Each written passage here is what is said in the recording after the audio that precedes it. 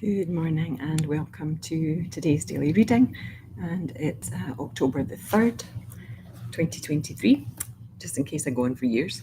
The reading this morning is from Simple Abundance by Ban Breathnach, and it's titled Little Miss Perfect, and I'm sure that some of you will recognise the words or recognise yourself in the words.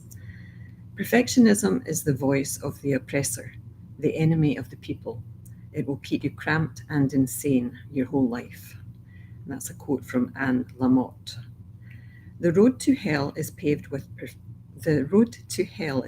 by perfectionists working with grains of sand. Missed a spot. Like workaholism, aspiring to be Little Miss Perfect is an addiction of low self-worth. When we were young, nothing we did was ever good enough, so we just kept on doing until doing was all we could do. When doing more and more didn't make a difference, we thought if we did our work perfectly, we'd hit the mark. When we did, suddenly voices other than our own sang our praises. It sounded like the heavenly hosts. Champagne or chocolate couldn't begin to compare with the ecstasy of genuine compliments. We're creatures who live by our senses, and since the response we got for perfection felt wonderful, even if only for 10 seconds, we wanted to repeat the experience. So we committed to do everything perfectly, setting in motion a cycle of self-destruction that frequently felt as comfortable as a straitjacket. Still, the pursuit of perfection is the opiate of choice for millions of women. I could tell you to stop reading the magazines, watching the videos, and going to the movies that continually reinforce our belief that perfection is possible, but you're not going to listen to me. Instead, next time you see a gorgeous woman on the cover of a magazine, a room to die for, or a meal that would take a professional chef a week to prepare, begin to chant, "You're not real, you're not real, you're not real." I refuse to grant you the power to make me miserable. So that's all one sentence. You're not real, you're not real, you're not real. I refuse to grant you the power to make me miserable. This spell breaker is even more effective if chanted aloud in a grocery checkout line. The woman, the room, and the meal that are depicted to inspire, but that really diminish us, are illusions conjured up by professionals paid handsomely to manipulate reality.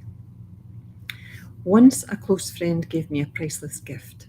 She convinced me that my sanity is much more important than the subtle nuances that I adore. The subtle nuances are the essence of perfection.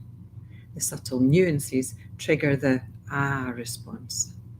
But a life spent seeking the subtle nuances leaves little time to enjoy the big picture. Now, as a recovering perfectionist, I try to leave the subtle nuances to spirit, who show off better than I do. Today, I would like to give you that gift, your sanity. Your sanity is much more important than the subtle nuances. Get yourself a small hourglass filled with sand.